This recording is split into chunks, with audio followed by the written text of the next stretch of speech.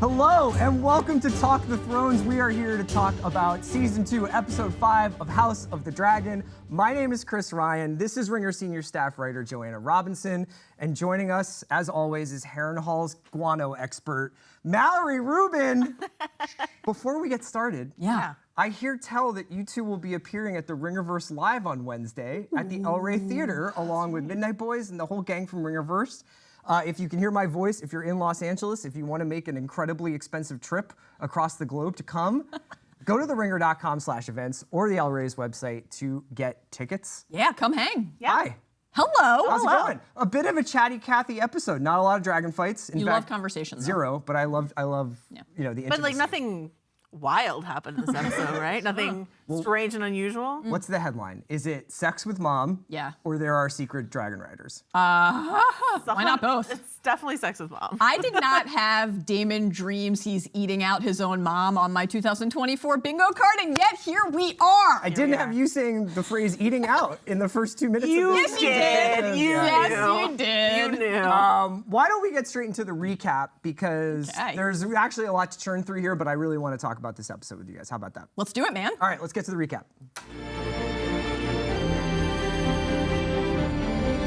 From the people who brought you the summer blockbuster, let's parade a child's dead body through the city center while his mom and grandmother ride shotgun, comes the award season contender. Check out this big dead dragon that our incinerated king killed. Sequels are tough. We are back in King's Landing, and is there a doctor in the house? Because the ruler has somehow survived being on fire and falling from the sky, but, Morrissey voice, Aegon's in a coma, I know, it's serious. Real quick. Oh my God. What's Aegon's favorite Smiths record? That's right, it's The Queen is Dead.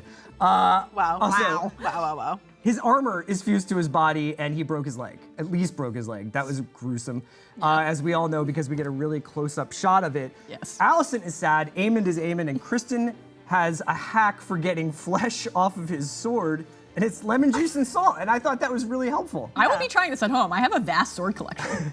Between the like damp cabbage leaves that went on Aegon and the lemon and the salt, were you ready for a salad of some kind? Use everything. I am hungry. It's lunchtime. Yeah, there you go. Yes, chef. The official story being trotted out is that Aegon fought valiantly and brought down Rhaenys, but Alicent has a feeling Aemond did some unbrotherly shit up there. Back on Dragonstone, Rhaenyra and her war council are still fighting about how to even fight, much less win the war. Jace is doing his own research, telling Baela he's going to go talk to the Freys at the Twins instead of doing his assigned task of getting Damon back on planet Blacks. Speaking of Damon, he's really feeling himself in exile. Rather than acting as Rhaenyra's emissary, he is positioning himself as the actual king, equal to her on the Blacks org chart. He finds himself presiding over the Blackwood and Bracken beef. You got it, man. You crushed it. And makes the helpful suggestion that maybe the Blackwoods should do some extrajudicial shit to the Brackens in order to persuade them to join the team. Rhaenyra is looking into some unorthodox practices as well, engaging Mysaria to open a new front in the war, one of espionage. And this espionage involves sending a chambermaid dressed as Red Riding Hood back to the gates of King's Landing. Great look for Alinda. Don't know who she is. Alinda? Alinda Massey. Alinda visiting Diana? She should wear a name tag. Didn't know who that was. We get a bunch of new faces and some familiar locales. Rhaena is at the Eyrie to cash in on Lady Jane's offer of 15,000 soldiers for some dragon protection. The issue of dragon and dragon rider availability is a huge one for the Blacks.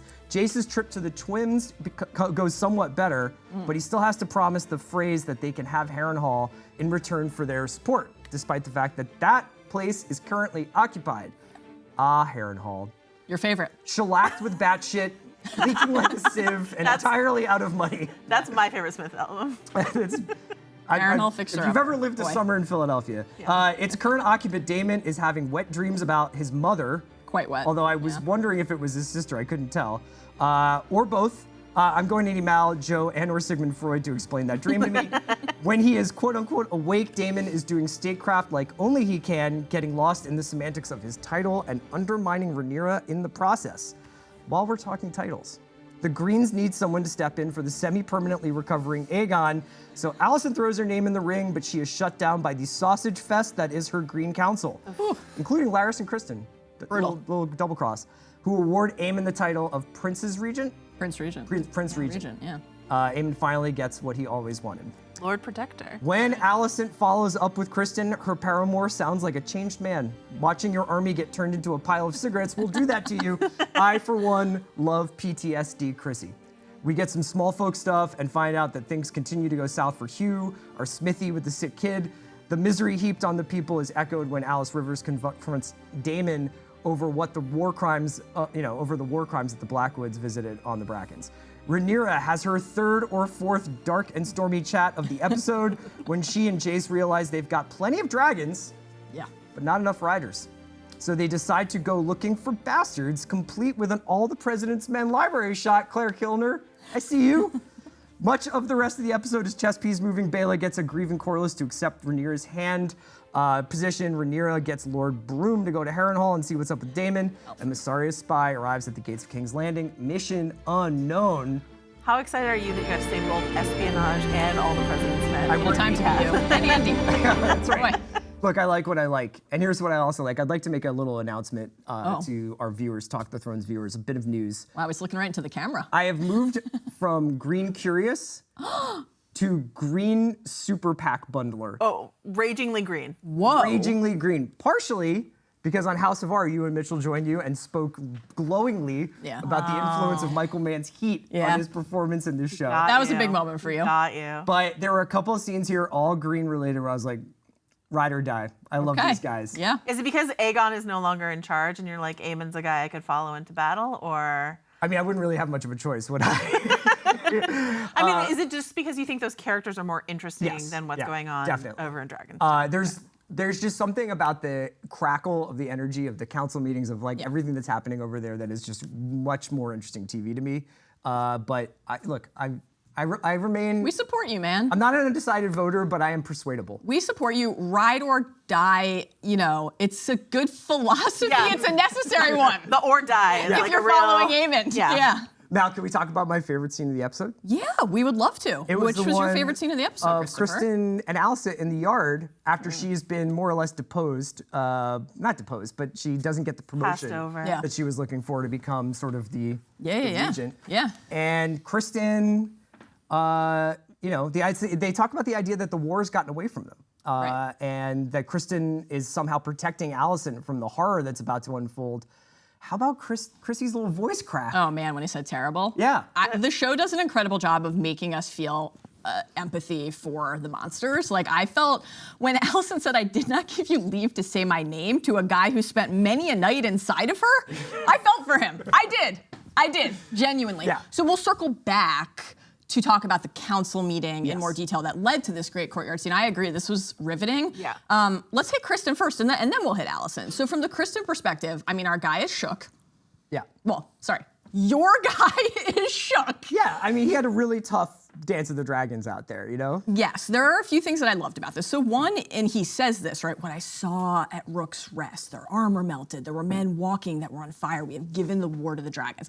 Criston has PTSD, and we talked about this last week, waking up to a new world. Yeah. But I think the really effective part of that is that it's not just PTSD from the horror of dragon battle, it's the very personal guilt and culpability that he is carrying because he plotted this with Aemon. Now, I think it's worth saying out loud that I think Aemon would have done what he was going to do no matter what. He didn't need Criston's sanctioning, right? Yeah. But from Criston's perspective, he now has to carry the fact that he helped plot this with Aemon. They were in cahoots. He enabled Aemon to go do this horrible thing and unleash this viciousness on the world, this fire and blood on the world. And I think that the way that Criston couldn't make eye contact with anybody in the council meeting elsewhere and the sword cleaning meeting, can't make eye contact with Aemon, can't make eye contact with Alicent.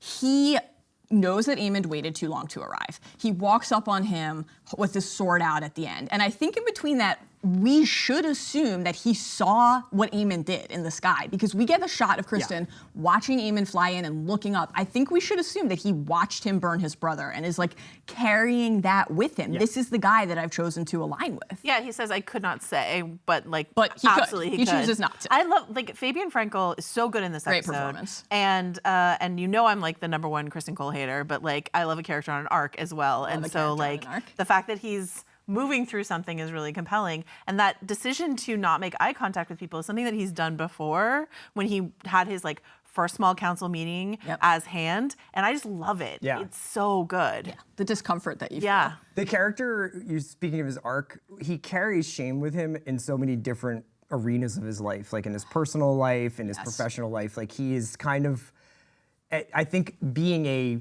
warrior was the one place where he felt like everything made sense, and now it doesn't anymore. Exactly. Yeah. Right? So now he's like, I'm ashamed of what happened in the one place that I thought I knew what was going on. Exactly, this is my arena. I feel like we've seen him have shame, but then have this outward sort of bravura or nastiness. Yeah. And this is the first time that shame has just like permeated everything for him. It's like heavier than the armor now. That's what I loved about the lemon and salt, right? Because we've heard him talk so much about the fidelity of being in the Kingsguard, the purity of the white cloak. This is a thing you can't wash out, what has happened here. You can't. And like sort of the sparing point.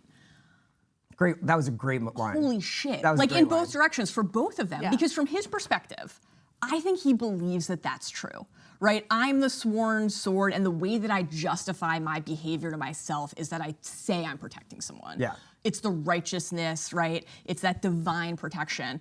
Well, Alicent doesn't want to be spared, as she says out loud, right? And this was one of the things that the show across its episodes has done so well since the rupture between Alicent and Rhaenyra is like show us how similar their experiences are, right? And so neither of them want to be spared. Neither of them want to be sidelined, but the men around them are telling them that that's the appropriate thing. That's the necessary thing. I think also like very crucially in this specific scene, like again, we'll get to that council scene, but in this specific scene, he's trying to explain to her something we already knew she didn't understand. You love this line from season 1 when she's talking to Aemon about his inability to claim a dragon. And she says, your obsession with those beasts goes beyond understanding, because she doesn't get it. She's like, dragons was a big deal. Right. And Kristen's like, maybe yesterday I might have slightly agreed with you, but I've seen some shit now. And dragons, it's a whole different world. I love her self-delusion in that scene, because she's still talking about temperance and justice, and he's like, what are you talking about, man? We left that 5 miles back on the road, this temperance and justice. Or how about like on the self-delusion front when she says of Aemon, do you know what he is, what he has somehow what's up with that? Somehow Palpatine returned,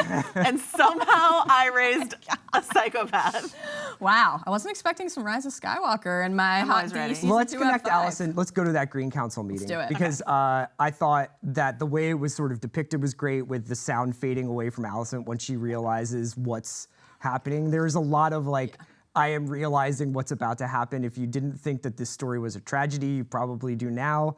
And she's sitting there, and I thought that the most effective part of that scene, Joe, was Aemon's quiet the entire time. He just sits there, stock still. He knows exactly what's going to happen. Yeah. He knows these guys are going to go for votes. him. And he's like, you guys, are we done with the pomp and circumstance? Can I get up now? Like, and then he's just like, here's everything. Here's the 5-point plan. Yeah. Cut down the rat catchers. That was amazing. As Mal mentioned, like we have been tracking Alicent walking through Rhaenyra's footsteps, having an affair with Criston, the moon tea scene that we got before, and then here she is getting passed over. In this very episode, we hear Rhaenyra say of her council, they speak around me, but not to me. Yeah. And that was so perfectly depicted in that sound design in Alicent's scene. I was reminded, I think this is so good on the heels of everyone's thinking about Rhaenys, that scene between Rhaenys and Alicent that we love in season 1. Yes. When she says, this is what the bars that Rhaenys dropped on Alicent. She says, and yet you toil still in service to men, your father, your husband, your son. You desire not to be free, but to make a window in the wall of your prison. Whew. How you never imagined yourself on the Iron Throne.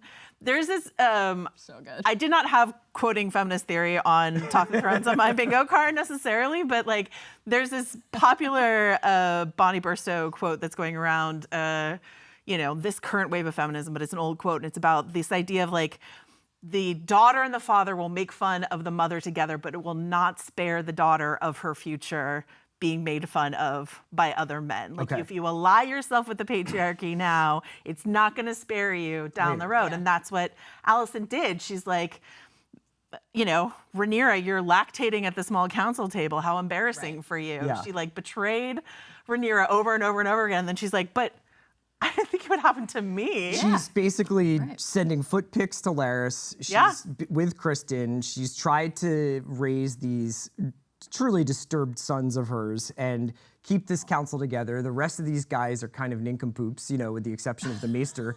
And she's shocked when Larys and all these guys turn on her. So this was like such a brilliant touch, because if we think back to one of those really formative Alicent Larys scenes from season 1, after Otto, one of Otto's many firings, right?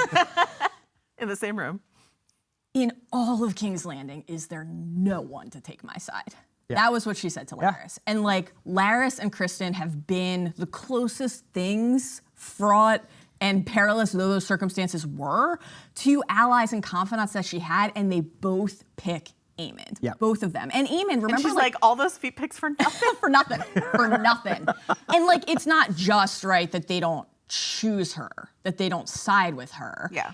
Like, there are two other elements. There's who are they siding with instead? She didn't even want Aemond at the fucking council meeting at the beginning. She's like, of you the don't have a season. ball. What are you doing here? She's afraid of him. Yeah. The look of horror on her face when he says to close the gates. When they're watching over the wall as Aegon's body's being brought in. She clocks the dagger on his belt. And how about the fact that we see him from like just the eye patch side there, so we can't totally read his expression? That was incredible. The silent moments from you and Mitchell as Aemond in this episode, looking down from the ramparts, looking at Aegon's body, the way, like you said, he sits in silence here at the council, the way that he's looking at the throne at the end when Helena walks in. We have to assume from that she saw this, that Helena has seen this in one of her dreams, and also that like price, the usage of price there felt so deliberate because it calls back to Otto saying, worth 1,000 times the price he paid, one of my other favorite lines for Vhagar. But the other thing on Alicent was like the moment when Larys says, I agree, Your Grace. It must be Prince Aemon. What would it say if in response to Rhaenyra's crowning, we raised up a woman of our own? A woman of our own? Yeah. Foul, obviously. But she has to contend with what Joe was saying. We had a similar conversation. We were like, should we do Talk to Thrones with Chris? Should we align ourselves with the patriarchy? And like, now we will live in the bed that we have climbed into. No. But can I just say though, she propped up Aegon. What if Larys kind of has a point there, like politically speaking, from the man's perspective? I'm just joking. Great, but seriously, as a father of cats, show me the lie. Show me the lie that Larys is not like, he's not like, you want it? He's like, look, like we just made the whole point that part of Rhaenyra's illegitimacy is based on. But that's what she has to reckon with. But like, the point is, the reason that this is the case. I hear you. We all understand that you don't think women can rule, but like, no. The point is, she would be queen regent. She wouldn't be queen. And there have been queen regents before in the history of Westeros, in the Targaryen line. So she's not saying, put the crown on my head, I will rule. She's saying, I will rule the regency But it's wartime. While Aegon is a puddle of goo in his bed. And that was another tie to Rhaenyra, though, because like Ironrod's like, peacetime, sure, but wartime? And then Alfred is like, well, the fairer, gentler sex, I never doubted your intellect and your humor and your charm. Like, during war?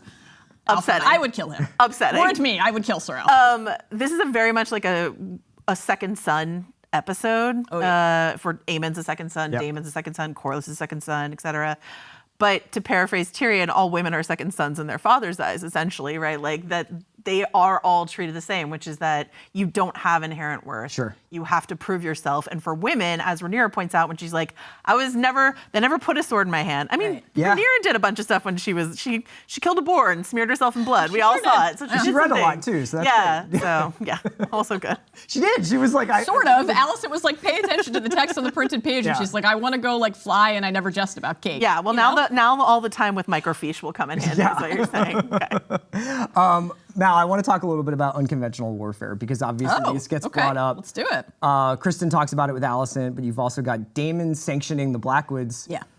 Kidnapping children is the implication there? Among other things. A more intimate form of warfare and vengeance and persuasion. Okay. Persuasion. And Massaria talks about using disinformation and basically getting the small folk to turn against the Greens in King's Landing as an act of war in and of itself.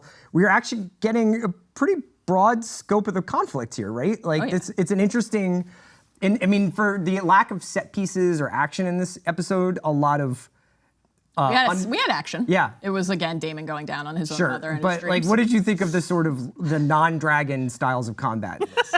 I love the comp that you're drawing there too between the two sides And there were a lot of similarities, like Damon telling Willem Blackwood, there are things that the crown can't be seen doing. Yeah. And Massaria, in essence, makes And the Willem same Blackwood's pitch. like, okay, so like, "Roger that." should we raise your banner while we're doing it? Should we fly your flag? Is that So subtlety? This is, I mean, it's a great Damon episode. There's a lot of parts, but this is just classic Damon to me. Like, he did nothing, learned nothing from the Blood and Cheese mistake, right? And we see how the aftermath of Blood and Cheese is informing a lot of things in this episode. Like, we'll talk about parading my beloved sweet Maylies through the streets, and how that went very differently from what Criston was intending. But Damon, the impact of what happened with Blood and Cheese on Rhaenyra's claim is clear. Like, one of the River Lords at the end, right, when Damon's like, I'll have the man who said that brought before me, he's like, it's half the kingdom. Yeah. That's what people think. And so now these atrocities in the Riverlands, the area he needs to win to their side, they once again are like, look at the atrocities that you have ordered, that you have sanctioned, because he's too careless to lock in the details. Meanwhile, my favorite character, to be clear, but like Jace can have a cheeky little cup of wine and, like, you know, Jace's diplomacy is just astonishing. Top tier. Wonderful. I have a quick question for you while we're talking about the River Lords and Damon. Yeah. Chris, if you had to guess, Yeah. what time do you think they got Damon out of bed for that meeting? The hour of the wolf. What time do you think that is? 2 a.m. So you have 4 a.m. Pretty close. Yeah. 4 a.m. meeting. It's gray, right? Like, it's turning. Like, Do you dawn take is a coming. 4 when the a.m. night is meeting if you want to, like, exert your authority on a region? Do you show up for that 4 a.m. meeting? No, I don't. think I think that was sort of the breaking point of. I mean, here's my big Damon question, and we can kind of get into this now if you want to with what he's up to at Harrenhal. Is how much of his decision making and his attitude, Joe, do you think is rooted in the sleepless fugue state that he finds himself in for the majority of his screen time? So we don't know. I mean, like, he's doing some chores, but for the most chopping wood. Yeah, but for the most part, he's rolling around in bed, not eating, kind of not sleeping. Alice is in his mind, showing him things. He's having sex with his mother. Yeah. What's up? What's going on? Great question. Here's what Incredible rundown. Here's the key part of it all, which is that no matter what is happening, Damon is never going to tell anyone what happened, because a line that is so funny now in Fire and Blood is about Alice. Whatever her powers, it would seem Damon Targaryen was immune to them, for little is heard of this supposed sorceress whilst the prince is held at Harrenhal. Because Damon was like, I was fine. Oh, I was fine. He kept this I had one a close. great time. Yeah. Took some cool meetings with some River Lords. Yeah. Definitely ate that goose. It was fine. I think it's entirely her just cooking his noodle. I mean, I'm curious how much time you spend on the Damon fan sites, because I think this episode's going to be very. I'm too deep in the Chrissy Cole. Oh yeah, you're just like, is the Tumblr like lemon and salt .tumblr.com? Ever since Fabian Frankel did the like Philly cheesesteak thing with you're the in. cast on You're in. Instagram, I was like, this is my homie. For But he life. did say it was on a baguette. Baby steps, you know. We'll get Great there. video, genuinely great video. But the Damon fans who have taken some exception to some of the things that people who work on this show have said about Damon, I think are not going to enjoy What do you this mean episode. Damon fans? Like, people who are like, Damon's the GOAT? Like, what's going on? Well, I don't necessarily need to claim this fandom, but here's what I will say I think is most compelling about Damon. He is ever a walking contradiction. You can say that, yeah. Right? And so when you think back to season 1 and his interactions with Viserys, his brother, there was intense loyalty and this idea of I should sit on the throne. Right. So what we saw from him in this episode, where he was just like, it should be me, I should be king, Rhaenyra can't hack it, all this stuff. Like, the lack of loyalty to Rhaenyra here, I think, is out of character for Damon. And I am willing to let the season play out and see how it goes, and see Interesting. how much he can either break out of that from Alice, or how much it consumes him, or how much they're changing his character entirely. I don't know. But do you agree that it felt like slightly out of whack? I mean, Damon's not a good guy. Yeah.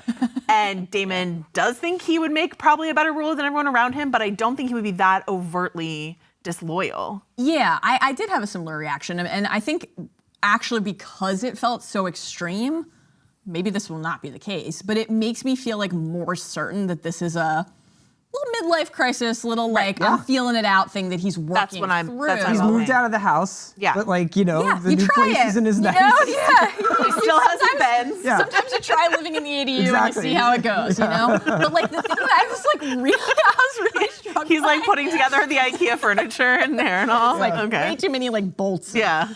So, okay. No, it's a really cool spot. I'm getting into shape, but I'll have you guys over soon. Yeah. Just gotta get the bat shit out Gotta of get here. the Apple TV to work. Yeah. So, okay, this was a little moment, but I loved it. When the Brackens say fuck off. We get the great shot of Caraxes lowering. It reminded me of Drogon coming down behind Dany with Varys. And you just are prepared for a burning, and it doesn't happen. And you cut to Damon, and he's like, I can't believe did not it. think they would be so eager to die. See, now, if iconic. he had actually burned them, it would have been the funniest moment in TV history if he was just I didn't think they'd be so quick to die. But I love this because when he says because Will Blackwood goes on his great he's the Brackens are hatched from the deepest of the seven hells. Wonderful stuff from Willem until the horrible things that he does. Very which you endorse. No. I do not. Yeah, Very reminiscent of the mountain under Tywin's orders in season 1 of Game of Thrones. The Riverlands is always getting it. I would not live in the. I would not drink no. the potion from the witch, nor let her salve my opened wounds, and I would not live in the Riverlands. We're all going to Dorne. Yes, when exactly. war starts, we I all know where I'm go going. I to personally Dorne. still, I think, want to go to the Reach. But when they reject him, it makes him want them even more. This just felt like the true Damon. Classic Damon. The real insight into him. He says they would rather burn than succumb, exactly the kind of men I need. Of course Damon likes the rebel. Oh, yeah. Of course Damon likes the one who's not gonna listen, not gonna do the thing that they're told. He's the bold rogue. He's basically the He's Javier responding to Bardem meme himself. from Dune 2. It's he's not the body. That just means he's more the body, yeah. Of course the Brackens are too humble to say that they're the Chris, can I answer all your burning questions about Damon Targaryen's mom? Because I know you have. Oh, yeah, so what the hell? Okay, Alyssa Targaryen. So basically, Do we have Sigmund F coming in on Zoom? Is he here? Yeah. Sigmund F. It's not like the Zoom names are. We've right? had a couple of these sort of dreamy reveries from him. Some have involved Alice, some have involved Aemond. But now we had, I thought, blonde unknown. I had to Google what did Damon's mom look like, but also was his mom his sister? This is definitely His mom. But I think he says my son. She says my son. She says my son, and then favorite Alice son. later's Alice is what a shame you what a never shame got to didn't know your mom. And we cut right to this very vivid sequence after Bela were talking about- and Rhaenyra are talking about Alyssa Targaryen, Because Alyssa former used rider of to ride Meleys. Meleys, yeah. So we were, Alyssa had to be on his mind because Meleys just died. His mom's dragon just died. Yep. So she's on his mind for that, and I guess a number of other Freudian reasons. But let's talk about Alyssa Targaryen. What does his mom look like question I think is interesting because actually this is not what his mom really looks like. She has dirty blonde hair, mismatched eyes, and a broken nose. Hell yeah. She's I'm with you, man. She's I'm in. extremely rad. Yeah. She's just really tough. Her nose got broken because a sword hit it when she was sparring when she was a kid. So she's a very much a little Arya, a little Rhaenyra essentially, Yes, which absolutely. makes that extra creepy and fun. But I like this idea because he was 3 when she died. Yeah. So he didn't ever know her. So he's maybe this is my mom looked like. She took him and Viserys when they were babies for a flight on Meleys. But let's talk Wonderful about stuff. Let's talk about Alyssa Targaryen and riding. Sex lover? Yeah, I also okay. pulled these exact passages. Unsurprisingly, Here we we were go. on the same page I here. had no idea I'd opened this door. Okay, so Alyssa Targaryen, when she got married at 15, cool age, to her brother, cool, Balon. Balon, who has come up before. Yeah. A lot of mentions of the parents He here. burned Harrenhal? No. That's it. Wow. Aegon. Stunning silence. Oh my God. But Ulf the White, the drunken guy, when he was I'm a bastard of someone, it's Balon is what he said, Gotcha. right? Okay. That was his boast. So we just have to read this verbatim because George is really on one here, right? He says, the bride's sounds of pleasure could be heard all the way 15-year-old, to right? Duskendale, with her brother. Okay. A body, a wench as any barmaid in King's Landing. And she says, I mounted him and took him for a ride, and I mean to do the same tonight. I love to ride, she says. I would And like then to share one more. Yeah. Flying was the second sweetest thing in the world, she would oft say, and the very sweetest thing cannot be mentioned in the company of ladies. So you just- Alyssa! You just read this stuff. And then Yeah, we have a great time. Join us. And then the water's warm. I think even better, and relatives are fucking in it. when she claimed Melee's, Yes. her brothers claimed their dragons when they were 17 and 16. She's like, I'm gonna do it at 15, fuck you. I'm already Okay. married, so whatever, I get a dragon. She claims Melee's, rest in peace. And she says, quote, red maidens, the two of us, but now we've both been mounted. This chick rules. Great She's story. the best. Then she shows up in Damon's dreams. Okay. Yeah. Yeah. So, any guesses to your point about Damon maybe deviating from book characterizations or maybe Damon's standum preferences?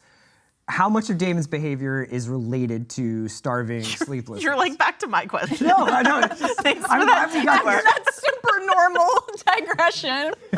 I honestly have no idea what to say to it. So, Well, I do think it's interesting. We did have a season one exchange. God. I am going to answer your question, but we did have a season one exchange between Viserys and Damon, where Viserys says, I will not revisit this debate. You were always mother's favorite. It's no great mystery. You were our mother. She had no regard for custom or tradition rules. And I, sadly, was no great warrior. So it is important to Damon, this idea that like his roguish, impish, I don't follow the rules. Yeah. I tell a bunch of Riverlanders to kidnap each other's children, but don't tell me about it, is what mother always loved best about me. Like, you have to stand there and have a harrowing fight with your wife who whispers, you're pathetic. Yeah. Great stuff when Rainier Alfred's like, any message for Damon? She's like, I'd like to continue our last conversation, which concluded with me whispering you're pathetic to him.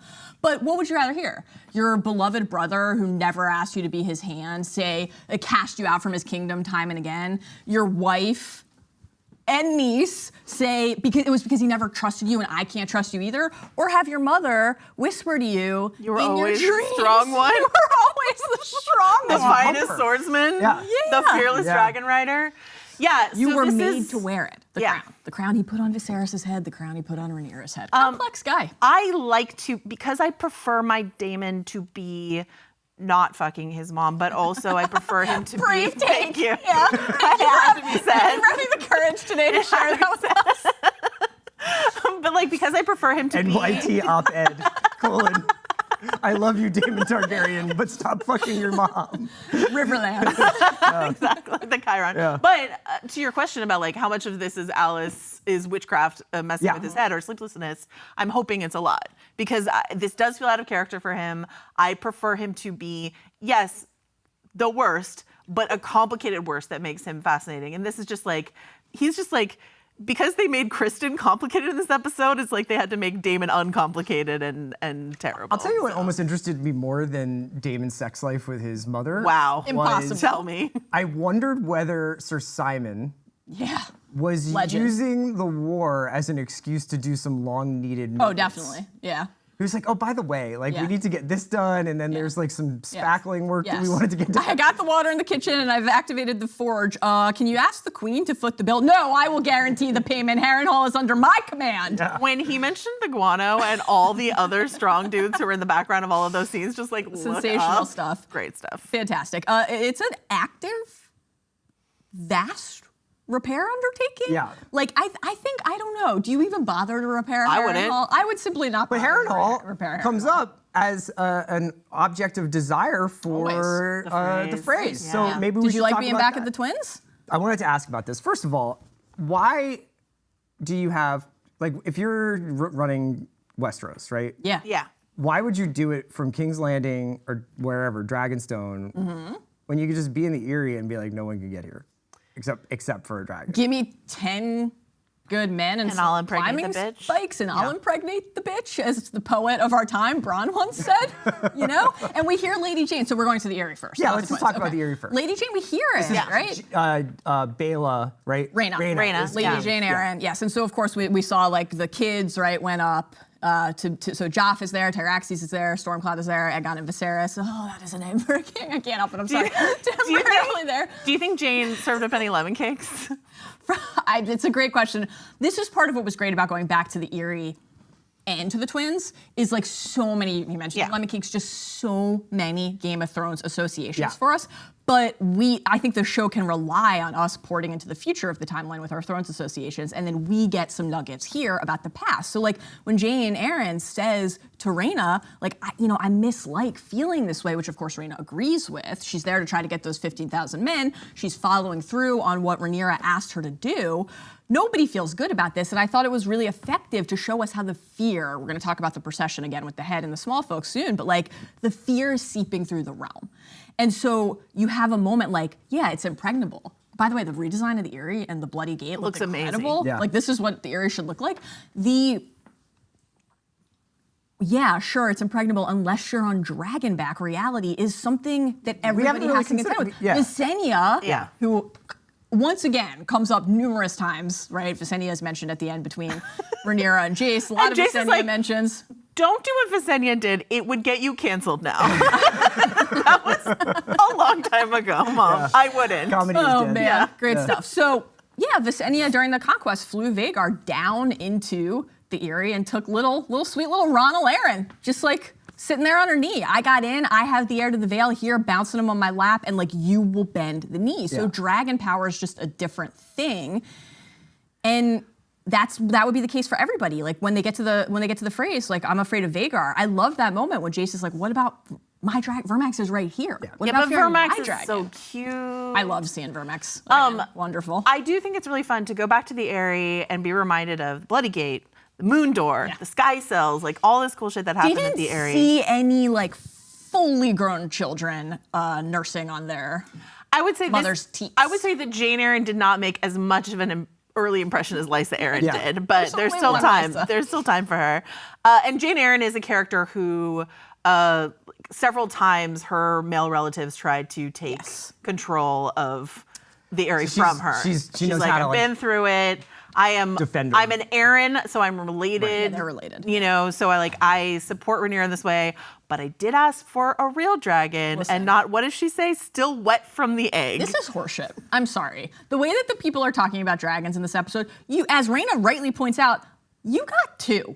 Tyraxes and Stormcloud are there. There babies. were 5 dragon keepers carrying Tyraxes. Great. They grow pretty fast, though, Show right? some patience. Yeah. Show some patience. Dude, sure. I saw Drogon when he was the size of a, lap dog. Listen, burn that's true. Krasus alive. That's true, but it's if still any a dragon. But if any adult dragon shows up, we saw what happened to Arax at the end of last season. So we don't want that happening. Can I little just, Florence baby the Arax. reason I liked that Jane scene was because throughout the episode, you've got all these interactions, all these sort of negotiations of, hey, right, so in a non-Game of Thrones George Martin style story, it would just be blind allegiance to this flag or the other flag, right? Like, and that's what we would have this kind of fairy tale version of loyalty.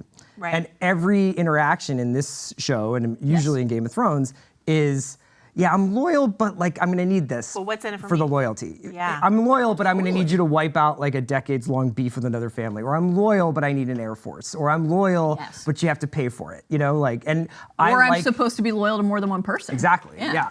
They make you swear and swear? They do make you swear and swear. On the warfare front and like the Freys and the Aries and the Eyrie and all the things we got, can we just quickly say that we got 2 mentions of Jason Lannister's forces amassing from the west, and we were reminded that your best friend Craig Stark promised a bunch of Greybeards to come down. So they keep reminding us of these armies that are headed Taking their time. towards the And center of the map. Once again, I do think it bears repeating that Jace secured the north. Sure, they've got to figure out how to get him down. He secured the north.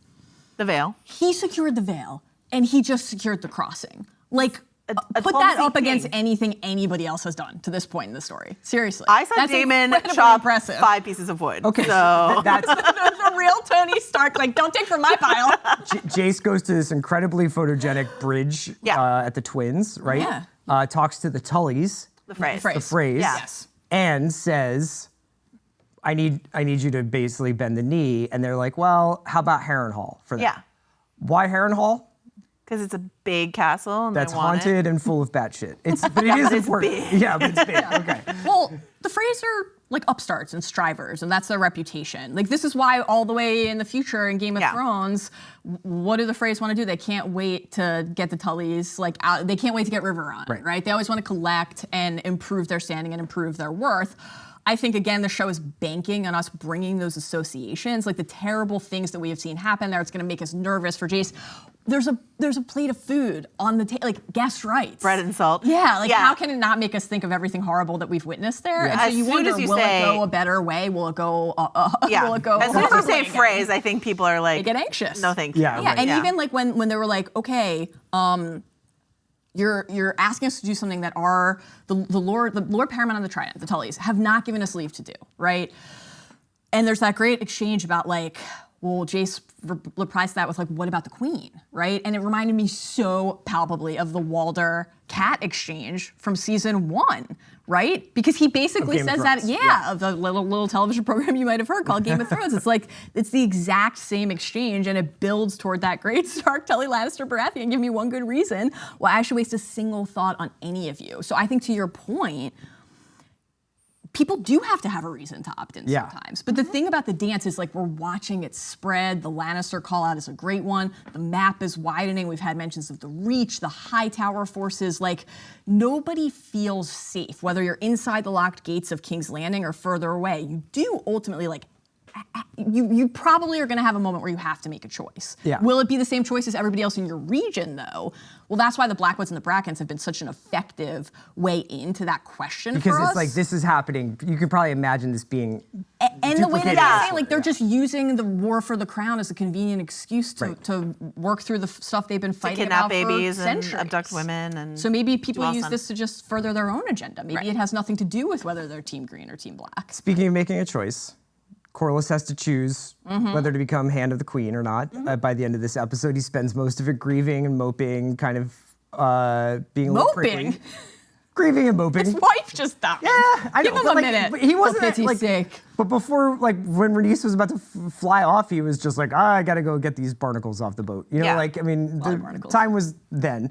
What do you think of Corlys in this episode? Baela talks him into taking the Hand of the Queen, or at least accepting that gesture. What did you make of his episode? I loved when Baela was like, she wasn't just your wife to lose. Like, she was bigger than that. She was a Targaryen princess. That was great. I loved when Baela gave us a free ad for the Young Corlys spinoff show when she recapped all of his adventures. I thought this was a really interesting depiction of Corlys here. We were wondering, as book readers, how this would play out, because in the book, it's not that Rhaenyra offers to go and they talk her down and then Rhaenys goes. It's that Rhaenyra is, again, off the table, not playing the game right now, and Rhaenys goes and Corlys blames Rhaenyra for that. Right.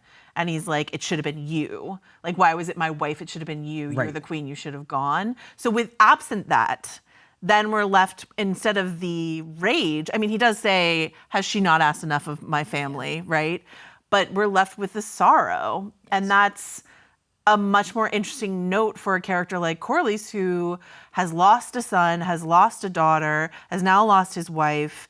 But I think this is the most broken we've seen him. Absolutely. And I think it's worth keeping in mind that if you look at every other character on this show, one interaction does affect the next. Absolutely. So he might be returning to Rhaenyra with a slightly different opinion of Rhaenyra. I mean, just because he's taking this job does not mean it's like we're totally. But it's a smart call of Rhaenyra's too, because when he walked into the Black Council last week, Team rivals, baby. They hopped too, because they were like, we need masculine energy, and she's like, I will be the queen, but I understand that I need at least one dude in this room who's on my side, and maybe Corlys can be that person. Yeah, it felt really important when she said in handing over. Now, I probably would have gone myself to ask him to give me my hand rather than having Baela do it. She has reading to do. But I did think that I do not wish to stand alone line was really striking. It's like very Jorah to Dany, no one can survive in this world without help coded, but also like,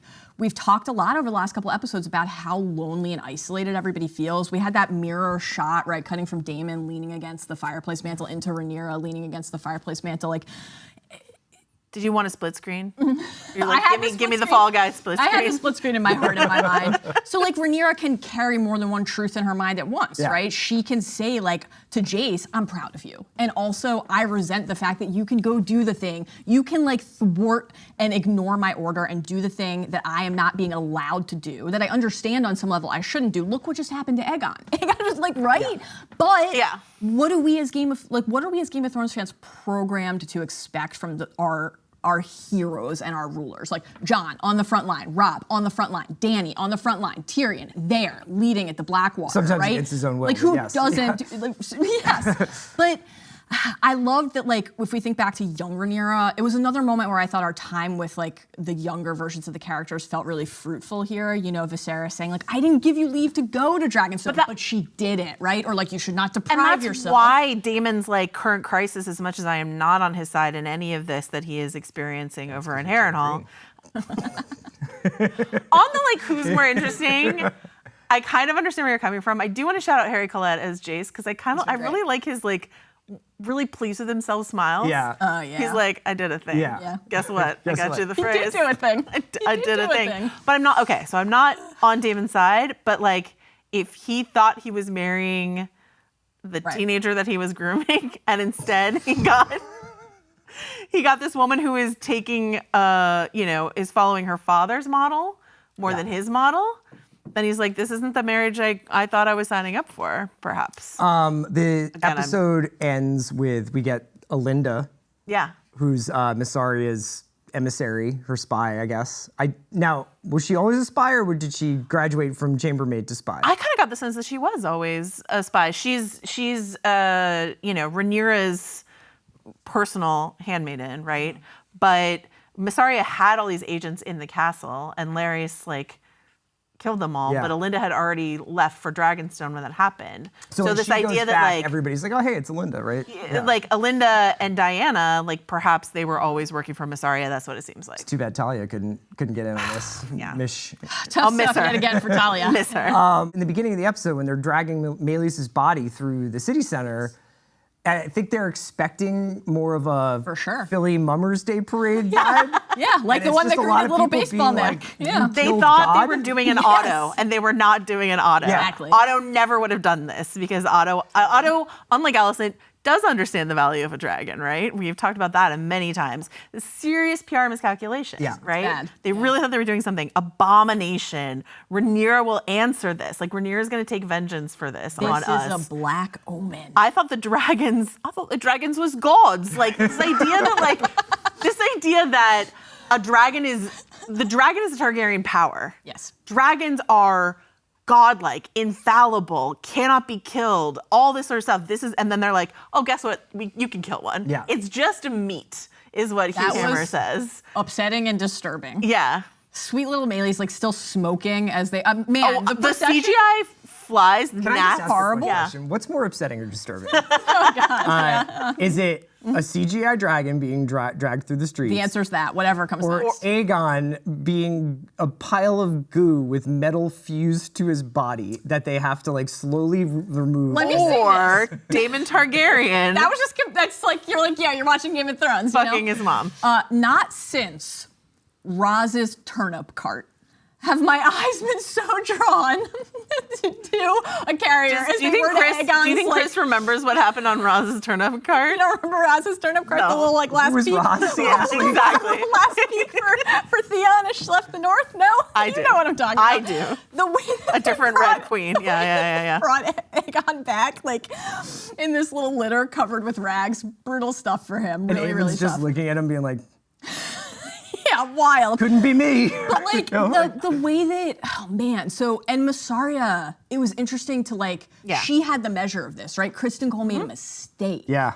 And it's the combination of like that God's point, right? Well, if this can happen to a God, what could happen to us? We're just mortals. But also the blockade and like the crush The of the juxtaposition blockade. with like, you guys are doing this The big- moldy citrus. Yeah. the moldy citrus We're was distressing to We're see. hungry. Also, very significantly, Forest Frey, one of the Freys says, the wind's rising, winter's nigh upon us. Yeah. AKA Yeah. winter is coming. Yes. The blockade is starving everyone. Yeah. They try to leave, they lock the gates. Right. Or else like we should start paying attention to the small folk, and Aemon's suggestion is to pin them in. Walk the gates. I thought that the way that Massaria said to the discontented rumors are feed and was just encouraging Rhaenyra to not underestimate, because Rhaenyra's like, well, are they going to be able to like break shields and tear down stone? And it's like, yes, right? Like it reminded me of thousands. Yeah, it reminded me of the High Sparrow saying to Olenna, like, you are the few, we are the many. Well, and I think this is what we were thinking about this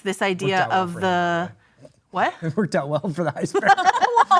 well, but he did gain power through the massive. But you can't had to come back. It didn't work for anyone in that conversation ultimately. But like this idea of when we watched that procession with good old baseball head Zenieris, we were watching it knowing something like this was coming, because this happens in the book that they parade Meleis's head through the street, and we're like, you're playing with fire. Yeah. You think you can take advantage, use to your advantage, the fear and the anguish and the high emotions of the people, but that can turn on you so quickly. Yeah, because if you're starving dangerous. and they're like, hey, check this out. Like, you're like, do you guys even know what you're doing? Because not only can you not feed us, but it seems like you're now tempting fate with like bringing down dragons. Yeah. All right, speaking of dragons, let's do the dragon math before we get out of here. So, first of all. Wait, should we ask Chris if he can name any? Let me just see if I can do this, okay? Yes. King's Landing. Okay. Right? Yeah, so you're going, okay. There's Vhagar and Dreamfire, right? Wow. And then Well. Caesarion. Yes? Are you, Chris, what's happening? Oh my God. Darren's dragon. That's Darren's dragon. Okay. Caesarion, yeah. Then on Dragonstone. Well, hold on, quickly. Yeah. So you didn't list Sunfire, which like, this long in episode, the dying in the dying is what Criston says. And then Rhaenyra says that like one of the dragons that Meleys of the two was slain. I'm like gonna hold off until we see a. I don't. That's Hashtag Sunfire. Yeah, until we see it and know for sure. Okay, you and got then Dragonstone. There's the Syrax.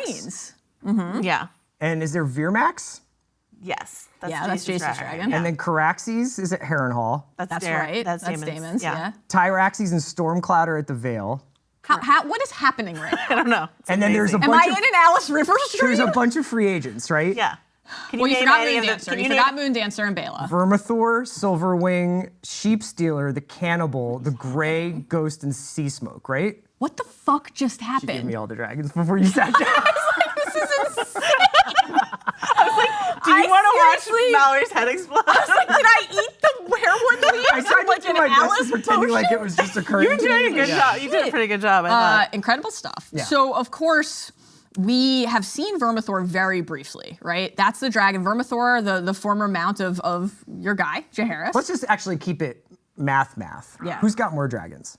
You just listed them. Who did it sound like had more dragons? the Blacks. The Blacks. But they By just a don't have lot. enough riders. But They've got to pair Greens them. have Vhagar. Vhagar. Right, exactly. So the math is kind And of like skewed. Dreamfire is on the green team, but that's Helena's dragon. We've literally never like seen her ride it. And they so- do say of Tessarion, I mean, Darren and Tessarion are not in the show yet, and Ironrod said earlier in the season, your brother Darren's dragon nears fighting age. So like not all of And the Ryan dragons. Condal says Yes, that exactly. Darren is not a dragon rider yet. So they've got Vhagar, a roasted, toasted Sunfire, and I'm not really sure it exists Dreamfire. And a probably coming in season 3 to Sarah. To Sarah. Right. And like, we thought we saw little dragon egg kilns under the twins' beds. Like, you can think about eggs in the future, but in terms of like the immediate It's the Big presence, East. They got UConn. That's all that matters. This right? is like Yeah. real like Hard Knocks Dragonstone. We're looking at the roster. We see what positions we've got locked in, but like, let's scout the talent. Can I ask you, of the free agent dragons, of Vermithor, Silverwing, Sheepstealer, the Cannibal, the Grey Ghost, and Sea Smoke, which do you think has the sickest name? Well, sickest name, but I think Sheepstealer is an awesome name, but that's Vermithor not. is I gotta legendary. dream bigger if I'm a dragon guy. So Vermithor. Vermithor is incredible. Like the Bronze Fury, beyond- the yeah. former dragon Huge. of And old so King he Jaehaerys. has just. But you don't want the Cannibal, a dragon that eats other dragons? Well, so like this is an important distinction to draw, right? The wild dragons have never been paired. They've never bonded with a rider. So that's like you're talking the ultimate Hail Mary. But the reason Vermithor- that Jace is emphasizing Vermithor and Silverwing is because they've had riders before. Jaehaerys and the Good Queen Alicent. Like there's a reason to believe that they would accept a rider. That's And like a we've- different calculus. We have a And lot of Sea questions Smoke- about Sea Smoke. We Yeah. don't really know what to tell you about Sea Smoke because we don't know ourselves, because in the book Laenor's dead and in the show he's not dead. And so that's just a big question we have. what's going on with Sea Smoke. But yeah, Vermithor and Silverwing should not be too hard to claim if you're a dirty blonde or a strawberry blonde or have a blonde streak. Do you remember seeing Vermithor? You remember Damon? That's who Damon sang the lullaby to at the end of season 1. That was what was. I mean, I was like, fuck yeah, let's go Dragon Math, let's do it. Jason and Rhaenyra are talking about unpaired dragons. This is the best moment of my life. And then I was like, why are they acting like Damon didn't make this that was the thing, is exact that pitch she was in like, the season what? 1 finale? You got all these dragons in the basement? So that was a little bit Damon odd. made this exact pitch in the season 1 finale. Now 2 of their dragons have died since then. Where Arax are and the Meleys. free agent dragons are free agents like they're elsewhere, or they're just They're hanging around Dragonstone. They're around Dragonstone. We've seen Sea Smoke flying, so Rhaenyra and Mysaria were watching from Dragonstone and saw Sea Smoke. That was when he was kind of like restless and lonely, very sad. Also, Adam of Hull looked up and saw him flying over Driftmark. Damon said in the season 1 finale that he was on Driftmark, but Driftmark and Dragonstone are right next to each other. Yeah. So that's where Sea Smoke is. And then the rest of them are in the Dragon Mount or around the Dragon Sheep Mount. stealers just stealing sheep. Yeah. This is another huge edge, not only Cannibals the volume. just eating other dragons. Dragonstone has an edge here. By the way, this is we didn't actually answer your question, why would you pick to live here? Various answers to the question, but one of them is Dragonstone has a volcanic mountain where the dragons love to be. This is a natural habitat for them. If you're a dragon, I'm sure that's great. The Dragon Pit in King's Landing is an unnatural place for them to be. Okay. So this is another edge for Team Black. Wait, Except so they got Vagar. I said we should go to the Dorne. Where are you going when the war comes? You love The air. Oh, the Eyrie. Okay. Really? You're a mountain guy. You're lock the bloody gate. Okay. You're not worried about the Moon Door? No, I mean I think I get along with everyone. So no one's going to push you through? Yeah, fair enough. You're probably right. That's true. Anything else from this episode that we should hit before we take off? You think we talked enough about the Visenya comp? There's kind of an interesting good and bad part to that, right? The bad, Mother of Maegor the Cruel and suspected sorceress. The good, fabled warrior. You remember Arya talking to Tywin at Harrenhal, about what a great warrior Visenya was. Remember in the beginning of House of the Dragon, this Visenya, that's what Rhaenyra wanted to name her young sibling. This is a hero, right, for characters like Rhaenyra. We already have a Visenya. Yeah, and Arya. Exactly. I do want to call out Aegon muttering mummy as Alicent left the room. That was which chill. Agonizing. And then also, Did it make you think of Rob at the Red Wedding going, Mother? Definitely. Mother? Yeah. But almost more striking was Alicent sitting by his roasting flesh, calling him my son. And looking genuinely upset. Well, and I would be upset too if my last conversation with my son before he was roasted on his dragon was, do nothing. And he's like, I got it. I will do nothing for a while. What else? Cheese's dog. When we saw the rat catchers cut down, the sweet little pup was still there. It's heartbreaking. I really hope that he finds a good home soon. Yeah, I'm sure animal adoption is #1. What did you make of Alice Rivers just vanishing literally into thin air behind Simon Strong? I rewatched that a couple times after you said that. Yeah. I think there's plausible deniability that you think maybe she just goes into a hallway that's really in the. If you rewatch it, she does walk behind him, but then the camera cuts away from him, and when it cuts back, But I think that it was gone. shot in a way that suggests Yes, that perhaps he is the only one seeing Alice Rivers. Simon No. Simon looks Simon at her definitely when he looks walks at in. But when he looks at her, Barnell? could he be seeing somebody else? A barn owl. Whatever. Okay. Yeah. What'd you think of Goose and Duck coming back as stand-ins for body parts during sex? Did you like that connection to the season I'm not a 1 big canon? game person. I mean, I'll eat anything, but usually So will Damon. Wow. Can we end there, please? Yeah, please.